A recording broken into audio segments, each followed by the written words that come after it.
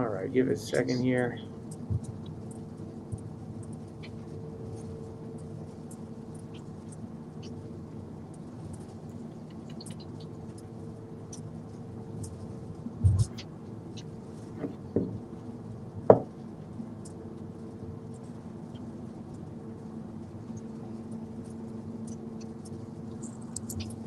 Going to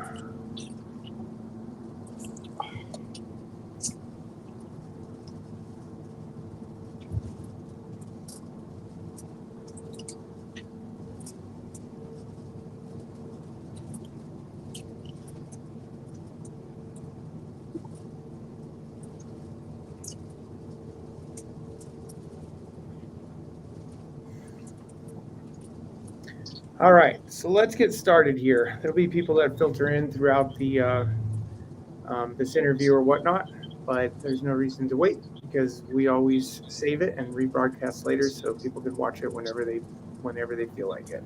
So Yeah, perfect. all right, so Sean, you're kind of like a father and son team, right? You work with your father, Michael, correct? Yeah, yep. Been doing it for I don't know since I can remember. I was up on a ladder hanging Christmas lights at like 13 years old. I'm 27 now. So we've been doing it a long time. We used to just be a Home Depot customer lights type of installer up Okay. until about 6 years ago, and we changed to the leasing model, and it's been cherry ever since. Yeah, so I think that's kind of how Fred started. Donovan started off of basically looking over Fred's shoulders because he kind of already knew not to do those mistakes or whatever. But and a lot of new installers know that, right? Because now there's Facebook group support and stuff like that. Um, but your father, how long has he been doing Christmas lights? He's been doing it since I was like, let's say, so since 2002, 2003. He's been doing it for 20 years. Yeah. And do you know how he heard about it and how he got into the business?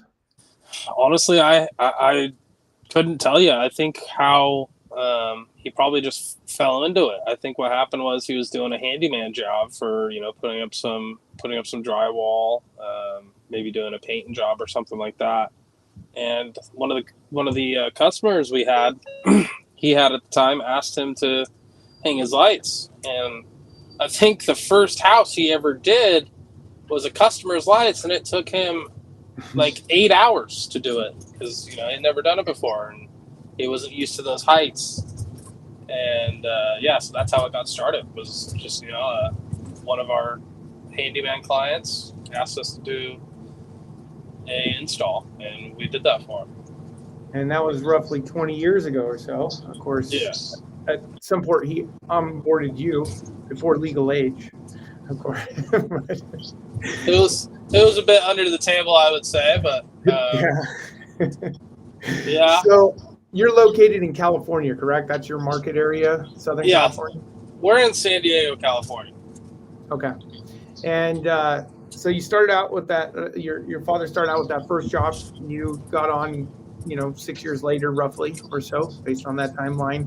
And how far have you grown? How many residential houses do you install in a year, or how many did you do last year? So last year we did about 350 residential Okay. homes, I would say, about 350.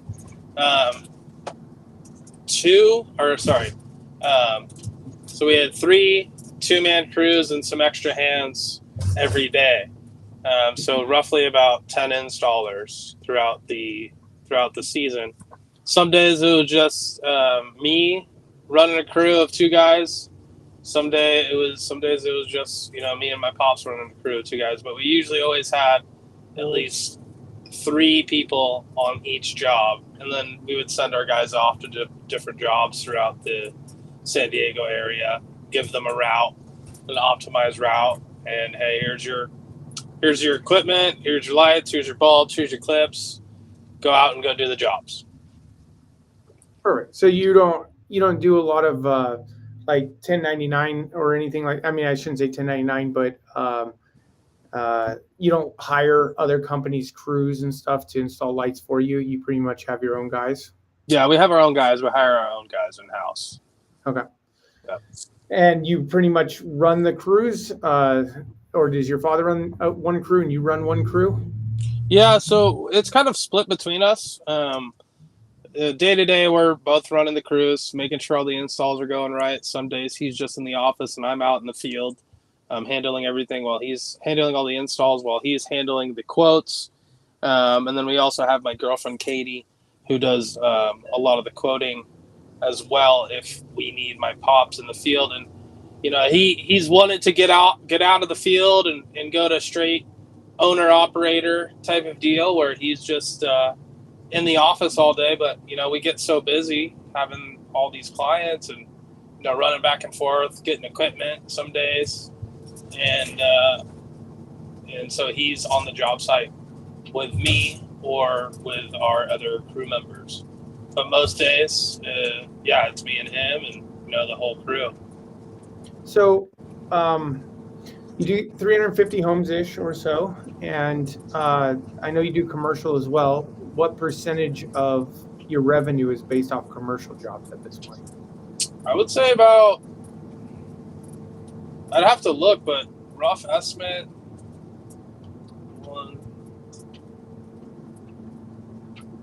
so about 25% of it, maybe more.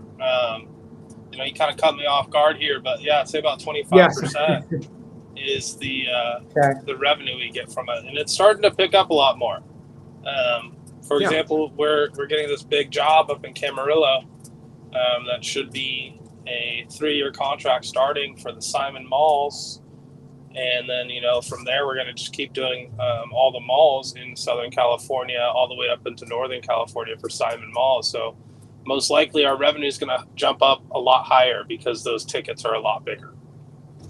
Yeah. And so I think I had actually talked to Michael about that, that particular job. And it was interesting because it was actually all Minlian stuff that the pre-existing client they weren't happy with. And I think the one that originally installed it for their installer or whatever, they no longer want to service it because it's too far away from where they're located or whatever.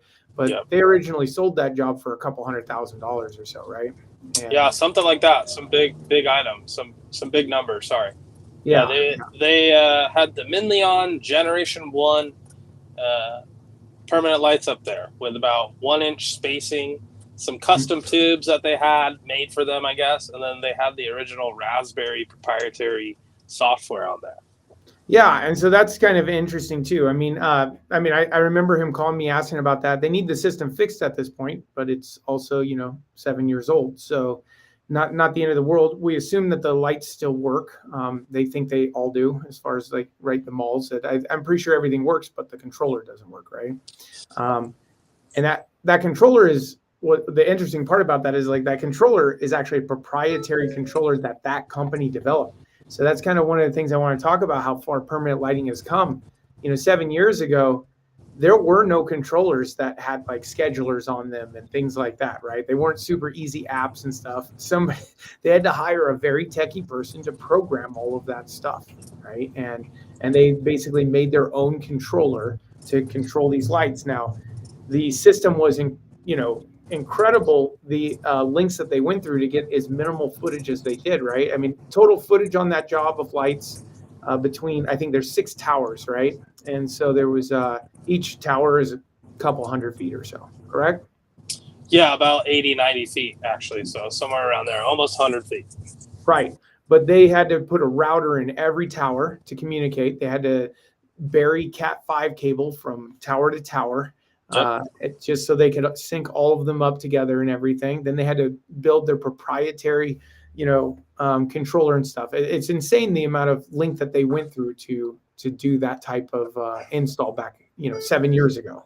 Oh, those are complete rat's nests, man. Cat5, multiple different plugs in there. You had the Raspberry system hooked up to an extension cord hooked up to another router, and then that router was, the Cat5 is running off that router to the other tower, and then from that tower into the box, same situation. It just looked like something that I was like, yeah, we could probably try and figure it out, but let's just sell them a whole new system, right?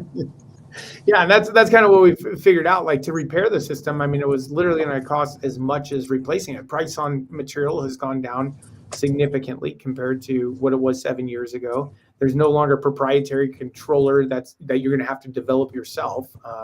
Manufacturers have now come out with controllers and apps to control it, so it just almost makes more sense to do it. And I remember when you were looking at it, I think the repair cost was going to be virtually the same cost as what leasing it, or what I call the lease model or whatever, right? And Yep.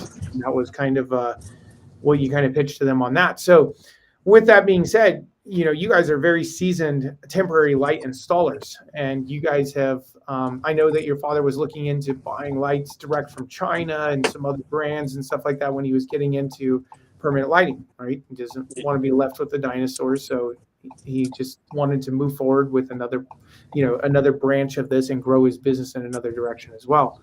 Mm. So do you know what it was was it you that convinced him? Because I mean, I know I typically talk to you when there's tech issues or whatever with the system, but was it you that convinced him to go with Minlian, or was it him? And what were his main deciding factors on, selecting Minlian as the product? So I saw back, like, I don't know, 2019, something around that time, 2019, maybe even earlier than that. I saw Trimlight. I saw them come out with their permanent lighting system, and so I got in contact with a couple of dealers and a couple installers in the area, in the San Diego area, and wanted to see how it went. They're not super friendly about it. They didn't want to do any on-person training with you. They're very competitive that way.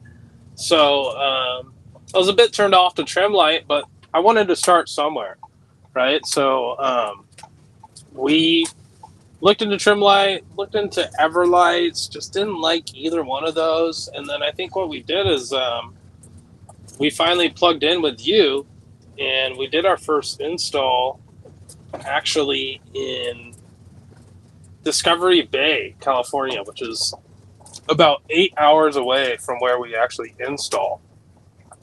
And that one went really smooth. It was a good install, and yeah, the customer super happy about it, and that's where we've been ever since. That Discovery Bay one, I didn't realize that was your first install, but that was something you guys had joined. I may be wrong on that. I think our first install could have been one of our main temporary lighting customers, and that one was about $17,000 install. I think we sold it at like $36 a foot or something like that. So, when we saw that money, we're like, holy crap. Yeah. And I think if I remember right, I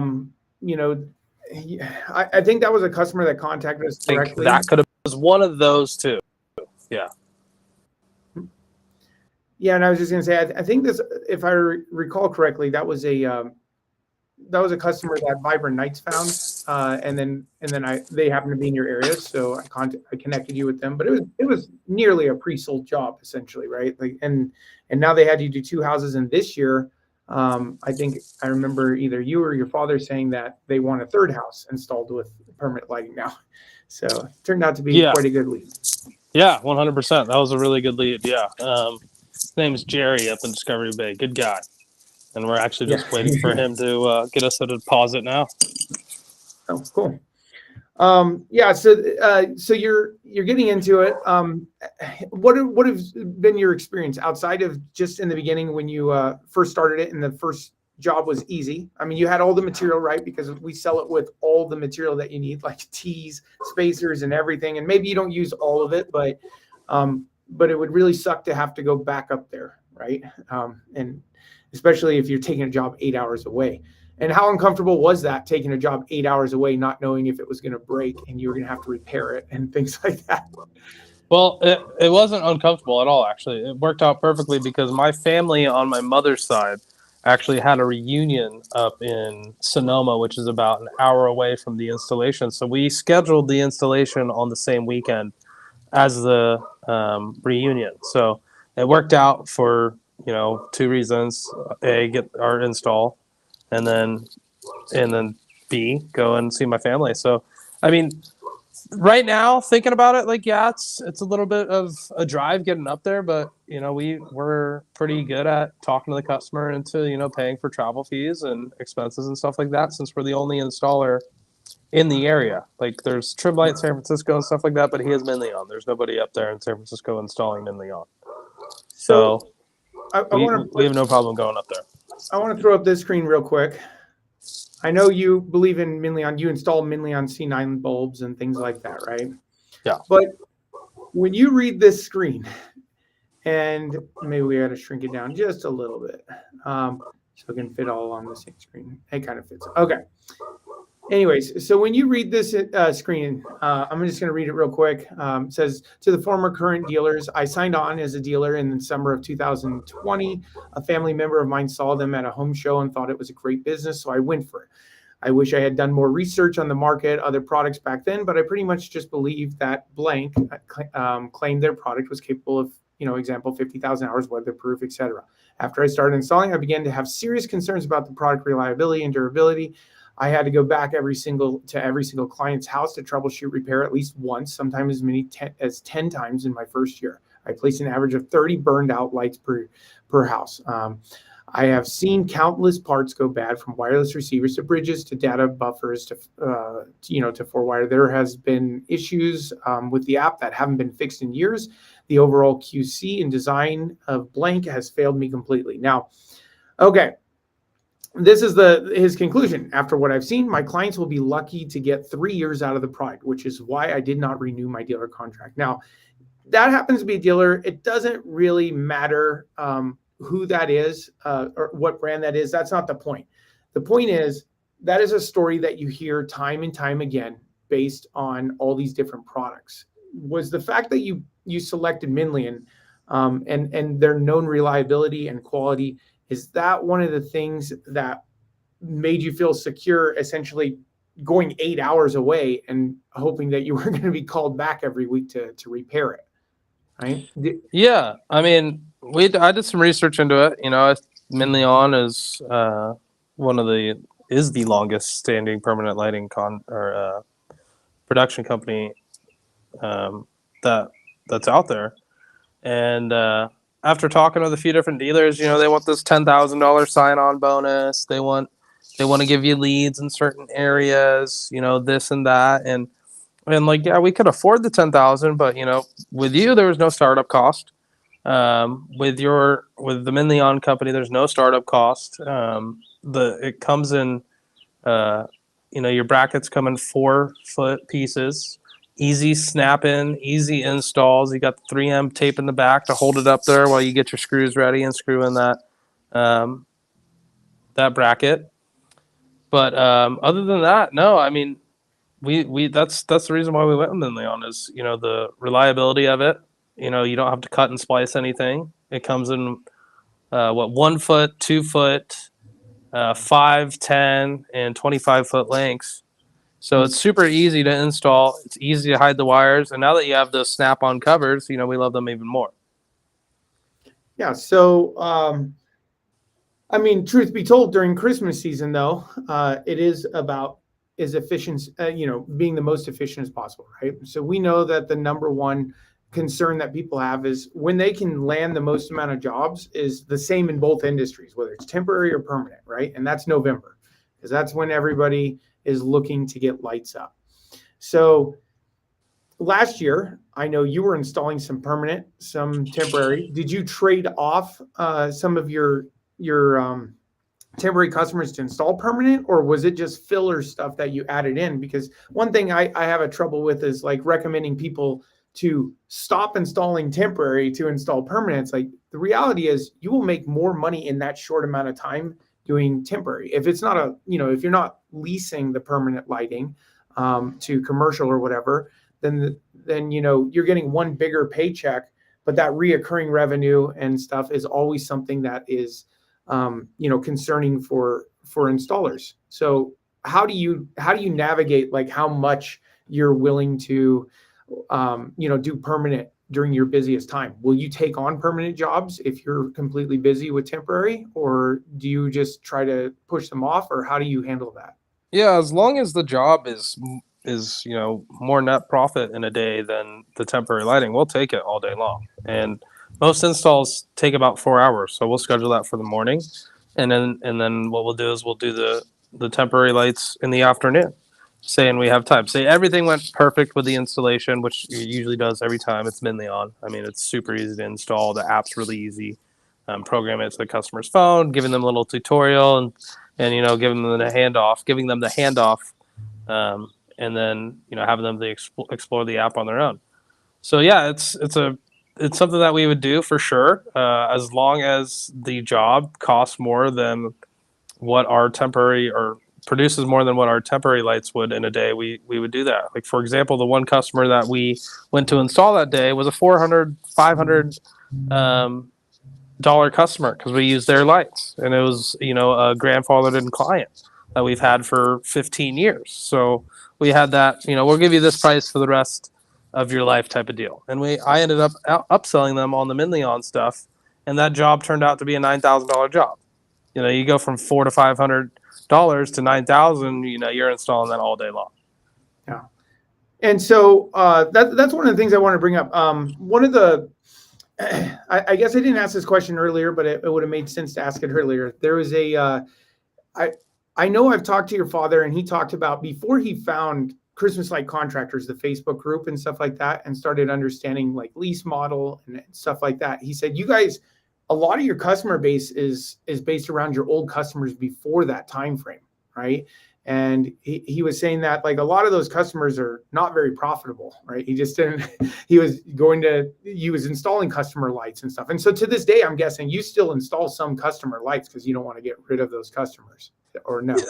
I mean, yeah, that's the majority of what our base customers were. We're installing those crappy lights that just sometimes they didn't work, or they were incandescent. And I mean, my father loved those clients and holding on to them, but I was the one that was pushing, like, we really need to get them on the lease model. We need to change out their lights, and get them with the permanent, the temporary lights that are custom cut to the home. We got our own bulbs, our own line, our own plugs, our own timers, stuff like that. Because the first year maybe it's not as profitable, but the second year, you're just installing the same lights over and over again, and boom, your $1,800 job that you made, I don't know, $1,600 on is now $1,800 recurring every year.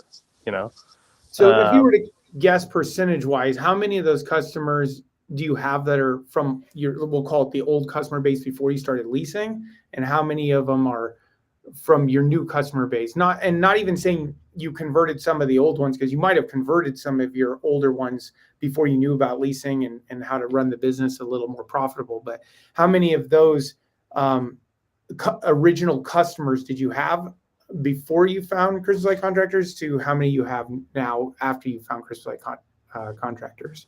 And I'd say we've converted them to the lease model. I'd say about 95% are now converted to the lease model, because a lot of the 5% of those have custom cut lights now. Like, we turned them on to CLC, and they ordered the pack. And so they were able to, they purchased the lights, we installed them. And there's this one customer that we have that I have no problem installing, because it's his lights, his extension cords, his timers, which I don't ever recommend doing for all the new installers on here. I don't ever recommend doing that. But, if it's a $2,500 job and you have zero overhead except for labor, I would do it. And that's that one customer that we do have. And he ended up being another low voltage client for us. We installed some Ring cameras for him, or not Ring cameras, another brand, but we do a lot of work for him. We did his landscape lights, and we did his security camera installs, and then we also do his own lights. And we actually changed him over this last year to our lease model, so his price increased a significant amount, and he was totally happy with it, because his lights started going bad, so we had to change that out. And how much more profitable would you say you are since changing it? If you were another $1,500, so his price. Oh no, I mean on your entire business. On the entire business. Once you started changing to do more professional grade components and leasing and stuff like that. We went from $90,000 to $90,000 a season to about 400, 500,000 a season. And this next year, we're looking at even more than that, potentially up into the millions this year. And I'm hoping to break ground this year on that. I'm doing a lot of work to get that done. I'm working on a door-to-door sales team for the temporary or the permanent lighting. I come from the door-to-door sales background. I did that for 5 years, starting with AT&T satellite sales, and then transitioning to solar here in California, and I found good success doing that. So I think it would be a great model for the Christmas light industry, especially if you have other products that you do during the year, like gutter cleaning or window washing, just any home services. Say you even do lawn care, you can do that door to door. So yeah, I want to start a permanent lighting door to door sales team, and obviously I would be the lead guy on that, training guys, getting them to not be scared of knocking on someone's door, asking for business, getting around the smoke screens that these customers have, getting around the nose, getting them to a yes, and ultimately providing a great product for them. Because it's a luxury item. It's not saving anybody money, right? It's just putting lights up on their roof, and it's a bit more expensive. But I always say, like, imagine you went with the temporary lighting every year, and you're paying $1,500 a year for those lights for the next 5 years, when you could just do the permanent lights one time. You got lights for the next 25 years, and it'll cost you this much, right? So your ROI, Mr. James, whatever your name is about 5 years on those lights. And boom, you're good for the rest of your life. Yeah, usually that's kind of the way people price it, is about 4.5 to 5 years. You tend to break even if you get your return on investment, essentially. Mm-hmm. Or, yeah, it's not really an investment. Let's be clear, but I mean, you break even if you had chosen a different option. So, 100%. Continue temporary. So, all right. So, let's see here. We've got a couple other questions here.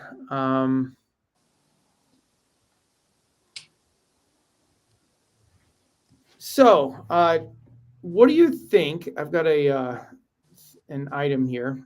We've talked a little bit about it. What about this? The temporary pebble clip that's coming out for the permanent lighting. Going to use it? Not going to use it? We haven't talked about this, so I'm just curious.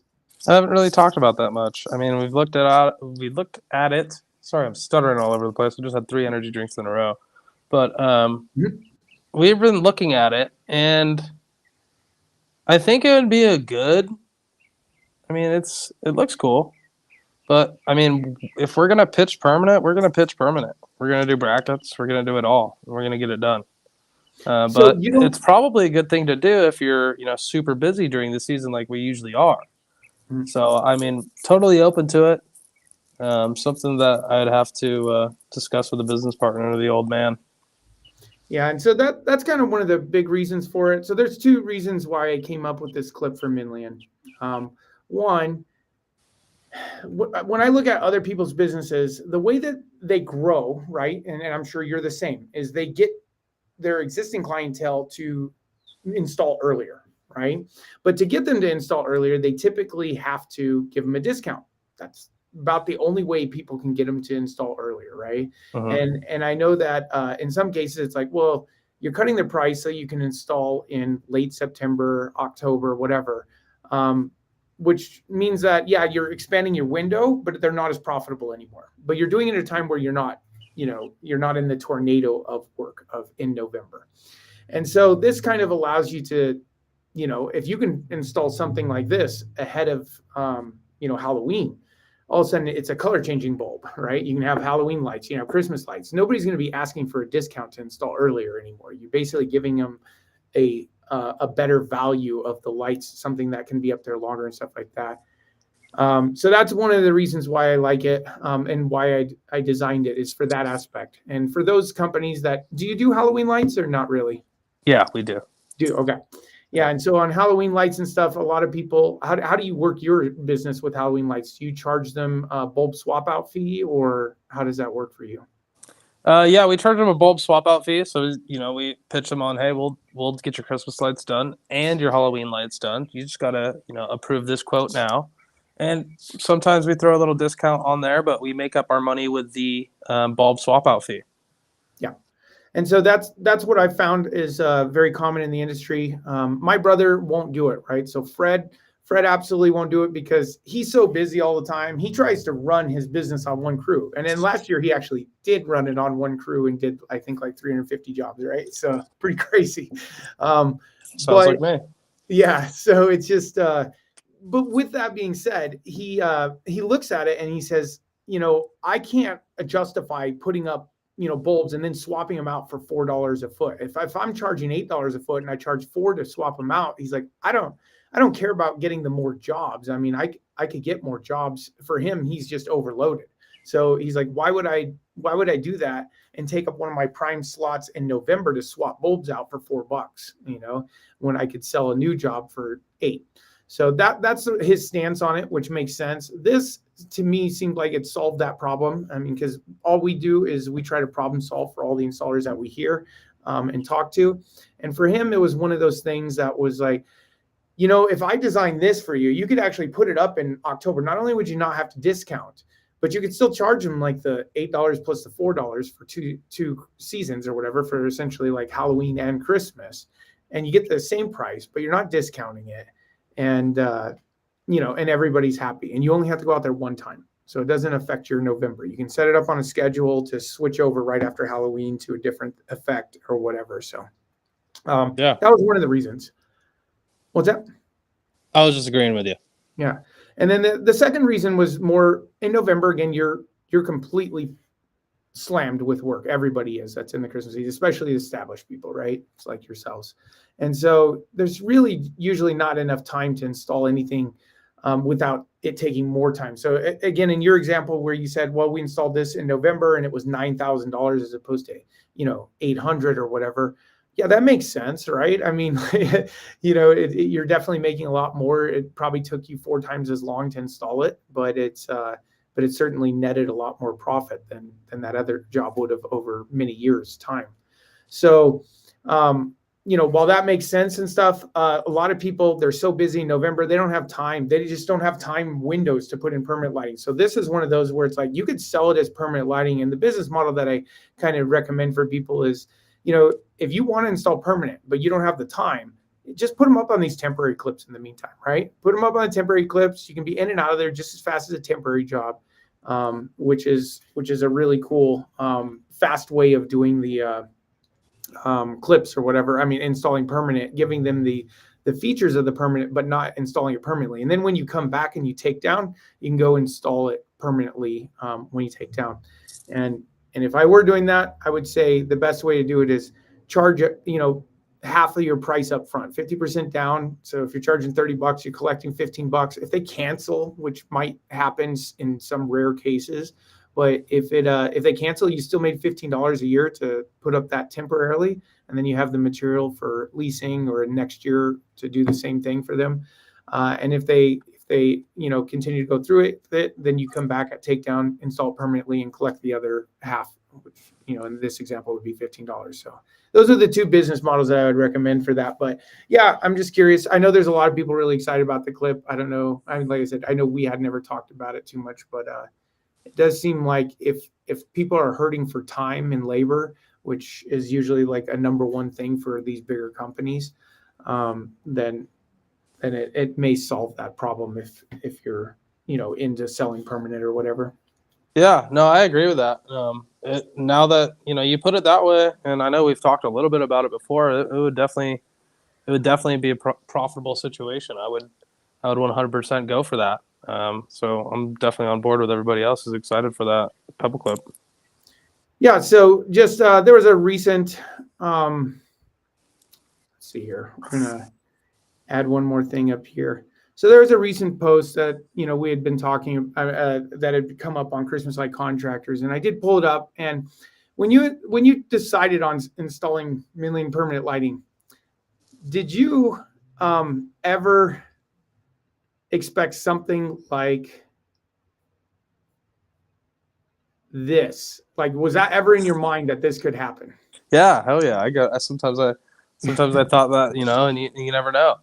But looking at the product itself, everything about it it looks good, right?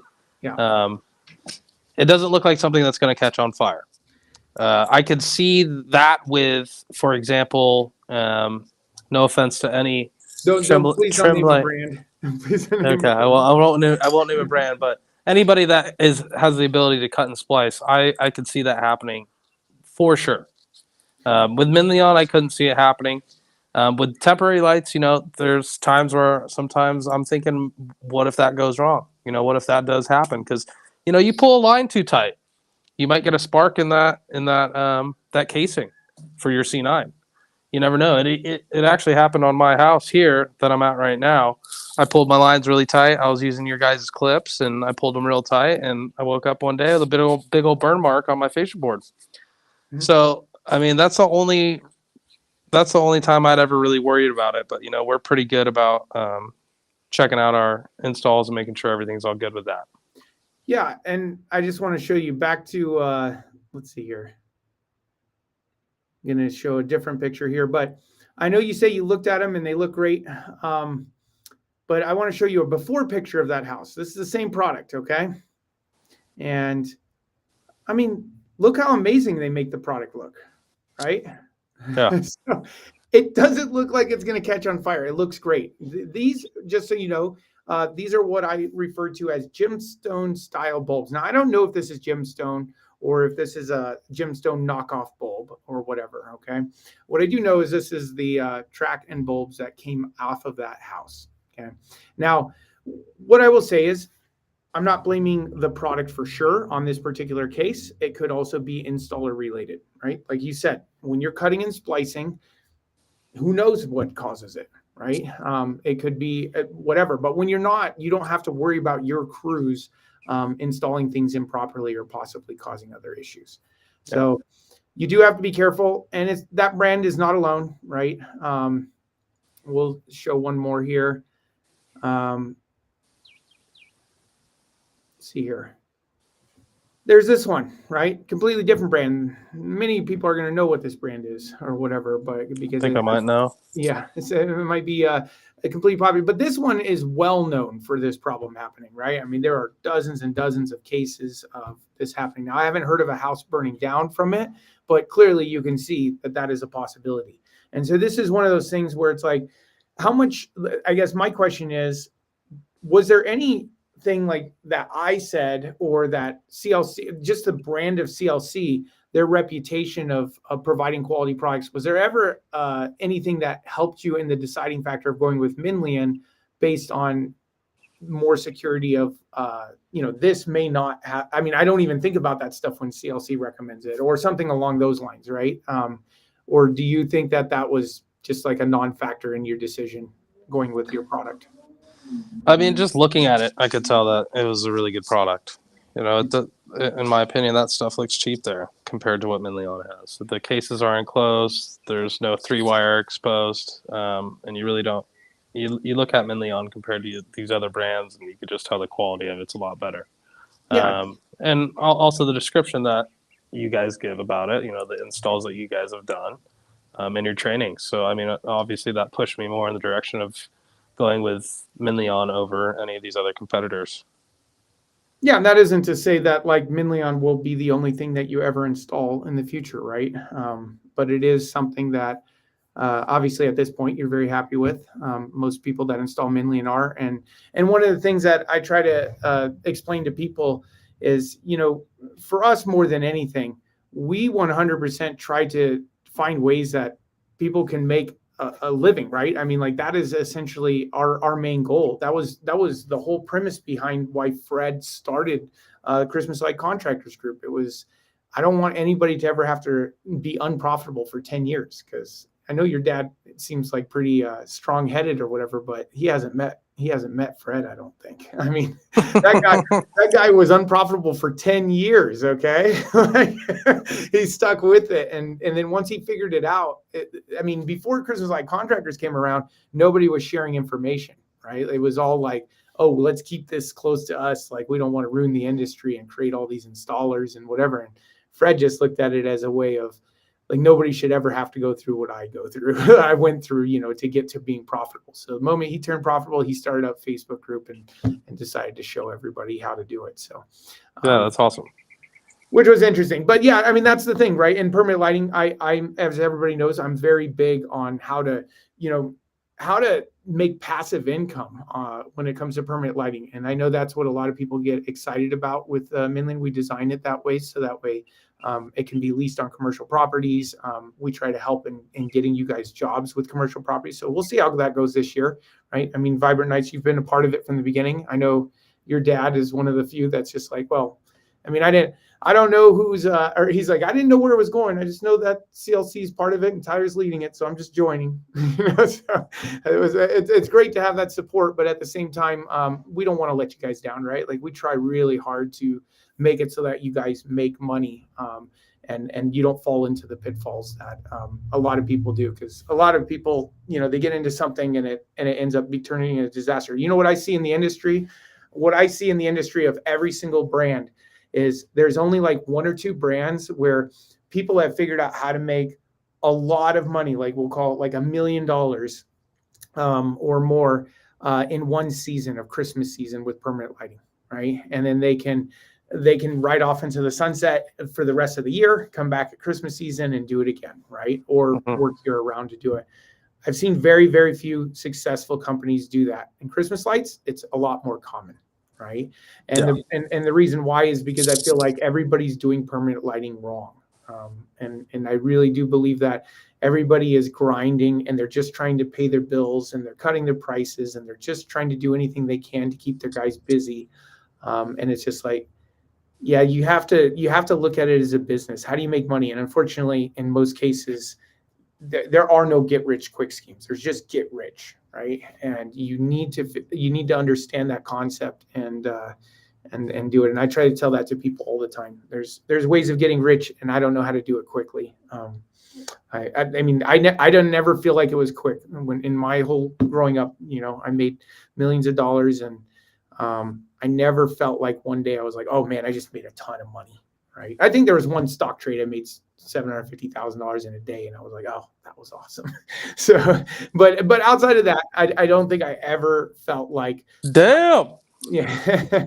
Well, I don't think that I ever felt like it was ever going quickly. But at the same time, I was capable of retiring at 41 years old. So it does come if you do everything correctly in the beginning, then. I mean, throughout the whole time, and you stay true, and I think it plays out in the end.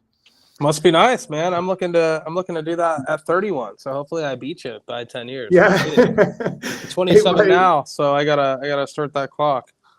Yeah, well, unfortunately, as father-son duos and stuff usually means that best case scenario until your dad either dies or retires, you're splitting everything 50-50. So there's a Yeah. Until I work out a better deal, right? Yeah, or get disgruntled and start your own competition company. No, I won't do that. Can't do that. No, your dad's a good guy. I can see that. But what I will say is, I mean, the fastest way to $1 million is most likely door-to-door sales. I've done a pretty good amount of door-to-door sales, and I think implementing it into Christmas lights and permanent lights, just electrical contracting in general, it would be super profitable. I mean, I know guys, and I just implemented solar into my business. That's what I did before I did Christmas lights. During the summer, I would do solar, and do you still do solar? Yeah, I still have it. It's a avenue that I can sell to customers of my business. If somebody wants it, I'm a dealer for Aveo Solar out in Utah. Great guys over there. And I know a few companies that are doing about an extra $30,000 a week just doing a solar sale here or there. 2 or 3 sales. Just go to house. Tell them what the new price is, and they save money on it. So, there's plenty of ways to get rich in door to door, and I think Christmas lights could be the next one. Yeah, and I think I think you're right about that. I also want to put out, and I talk about this all the time as well, especially in Vibrant Nights, our permanent lighting group, right?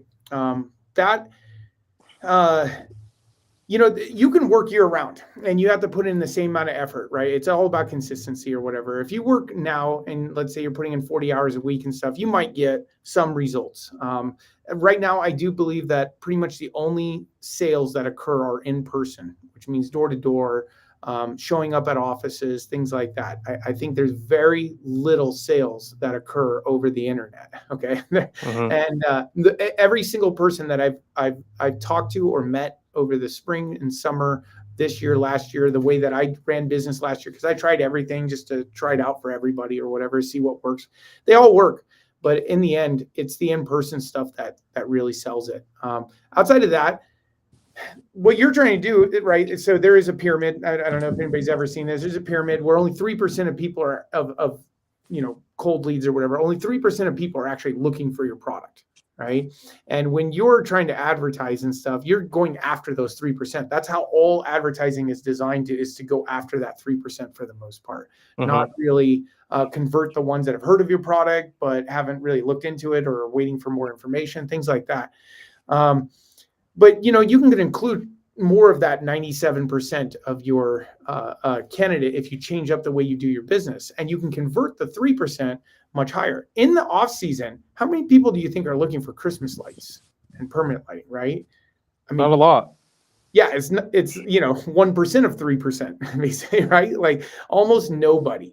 So you have to completely change up your whole business plan and in person is really the only way that I've found that you can actually sell outside of Christmas season. Now, what I will say is while you do this, if you want to make it a year-round business, such as what you're talking about doing and stuff, you always have to factor in like the best bang for your buck is in November, right? November, October, or whatever. Those are always going to be your best bang because that's when it's seasonal. That's when it's easy to get work. So I think as much as it's good to get outside of Christmas, I strongly advise being as efficient as humanly possible and have as many things set up in place to execute during that time frame, because that 3% only becomes available during those 2 months for the most part, right? I agree. Yeah, systems are everything. Yeah, and so you have to, if you guys get swamped and you guys can't go out there and actively sell during that time, you could spend the rest of the 10 months out of the year and get less customers than you could do if you had a selling process during those 2 months, right? So 100%. this That's what getting a sales team is probably going to be good for. Mhm. We're used to running the two owner 3-man labor crew. Yep. We do the sales, we do the installs. We got the guys doing the installs in different part of town, and the other crew is doing the same thing. And sometimes we're on the job sites when we should be out selling. So that's what my goal is this year, is to implement a sales team, get a few callers. For example, my girlfriend, she's owned sales businesses in the past. She does taxes, stuff like that. So that's someone that's going to help us out tremendously. Probably double our sales just even over the phone. And while she's doing that, I'll be handling the door-to-door side. And that's stuff that I'll have to do. The door-to-door is going to have to be during, like August, September, October. And, once November rolls around, and it's all hands on deck, right? So that's where that's the sales guy or the sales girl comes in, where they're going to the appointments. They're getting the in-person quotes done. They're closing right there on the spot. That's going to be the best way to do it, in my opinion. That's how it's always worked for me, and I think that's how it's going to work going forward. Because when you show face, you show personality, you smile at them, they smile back. They like you. They're going to buy off you just because they like you, no matter what your price is. Yeah, I mean, I think Most of the time, right? Most of the time. Well, I think that's the biggest thing, right? Like if you don't close the deal, like when you're in person or whatever, I mean, at least you can close the deal and they're buying because they like you, they want to support you, and they wanted the product, right? I mean, there's a demand for it all the time. Maybe not at that time or time frame when you approach them, but that's your job as a salesman to put it in that time frame if possible, right? And I think when you're doing it online or over the phone and things like that, it's really difficult because it's really easy for them. They're not in front of you and stuff like that. They don't have to keep talking to you, so they they're going to be price shopping a lot more, right? Like they're Yep. not right there, right? If you leave without closing it, all they're going to do is go around and price shop, and especially in the world of permanent lighting and stuff like that, they don't know the differences. You're the expert in the industry, so they don't know what they're looking at. They're just looking at a final price and the word permanent lighting, and that's you just don't you want to avoid that situation because even though that's not a fair comparison, the reality is it's too hard to explain to them once you've left, like why that product isn't the product that you recommend and turned them on to, Yeah, 90% of what you said goes out the window in the first 24 Yeah. hours. Yep. So a couple of things real quick before we log off here, but do you have any? By the way, I Yeah. got word on why Mike isn't here. His RV got stuck in a ditch with the back dualies completely buried, and he's been underneath it for the past hour, trying to get it unstuck. And his phone's been dead, so that's the reason for his absence today, guys. Yeah, so sorry about that. I know it was supposed to be his father that was here. Sean is actually the gentleman that I typically speak to anyways, half the time when it comes to permanent lighting stuff anyways. But yeah, they're a father-son team, so one is as good as another to some extent. Just don't let him hear that. And then, but no, so real quick, I know you've got a 50-foot RGB tree. I know some of you guys don't even know those exist, but there's a 50-foot RGB tree that you're restringing. How long do you think that's going to take you? Man, that's gonna take a while. But we're gonna crank out a bunch of energy drinks, and we're gonna get that done probably within a week, hopefully quicker, because we're gonna go up there early. We're gonna get the shipping containers, bring them back down to San Diego, unbox everything, restring everything, and then bring it up there on November and install it in a day. Get that done, get the rest of it done. Hopefully we're done in 2 days, because we're gonna go by Home Depot and pick up some of the brothers over there and get some of them to come help us with most of the stuff, if we don't have enough of our current installers available. But I'm thinking it's going to be like 1,000 man hours. Yeah. But we'll definitely be able to get that done a lot quicker, especially with advice from everybody in this Facebook group. Like this is one of the first times we've ever done a tree that big. But we're pretty experienced in the field, so I think we get everybody on deck with wrapping those trees. Shouldn't be too long, Yeah, and you got a bunch of other work to do there as well. So it's not just Yeah. that. That's just something you can get done, in the off season outside of it being crazy busy. So that'll be good. And then what would you say? Two things. Do you have any advice for new installers? Like, what's your number one key thing that you would say for a new installer that they should look into or avoid or whatever? Get a big van. Hmm. Get the bigger van. Don't get the smaller Sprinter van. Get the big one. That was just a little jab at my pops. I told him to get the big one. He got the small one. It's got a nice wrap on it, though. I saw it. Yeah, it's got a good wrap. We like it. It's pretty nice. But on a serious note, I would say, just learn from these Facebook groups. Learn from the top dogs in the industry. It never hurts to keep learning. We're pretty high up there. We're pretty established, but we're not the best in the industry. But there's always room to learn. Also, referrals are really big. Make sure you're always getting referrals. Word of mouth is the best way to get business. Make sure your customers are happy. Yeah, that's my advice right now for you guys. You put me on the spot there with that one, but yeah, word of mouth and making sure your installs are cherry for your customers and they're all happy.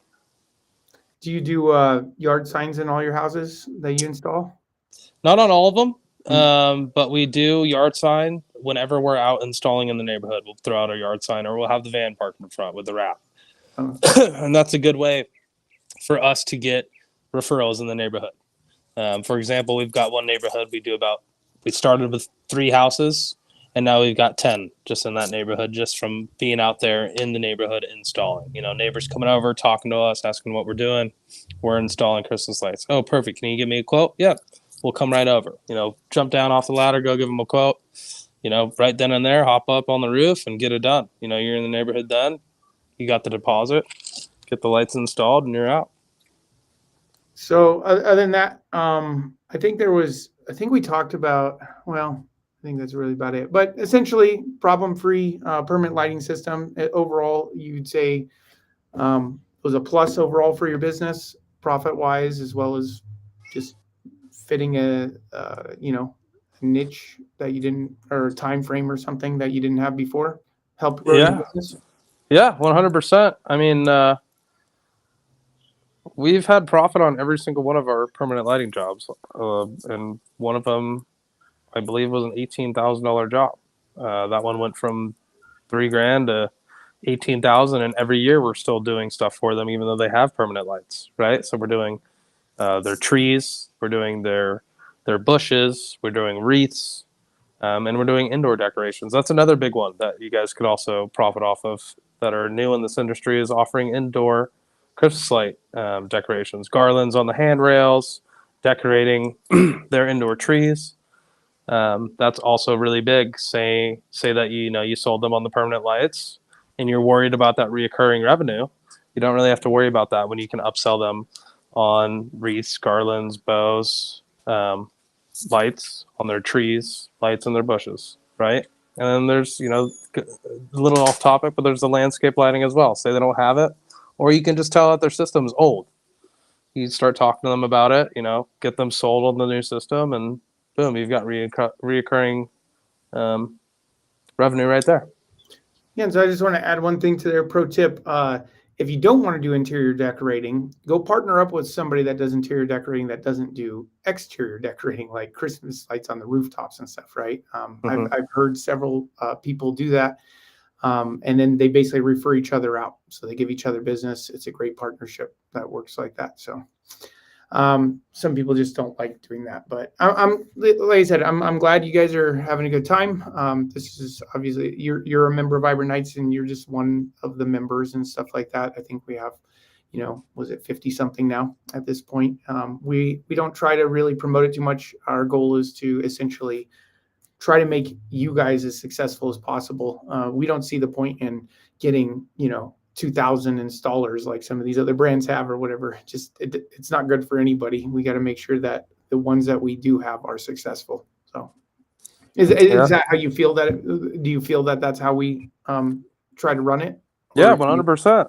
I mean, we love you guys. We whenever we're speaking about installing our permanent lights, or anything that other installers ask about, we're always referring to the CLC website. We want to make sure you guys are profitable too. You're helping, and we want to help you. So we're stoked on CLC and the team over there, and we always recommend them. Cool. Well, can't take away from that recommendation. So thank you. Cool. All right. Well, thanks for stopping in, and thanks for taking over for your dad. I'm sure it happens in work too, when all the time one or the other can't make it or whatever. But it was great talking with you. I'm sure we'll be talking with you in the future too. Okay. All right. Cool. Thank you, Tyler.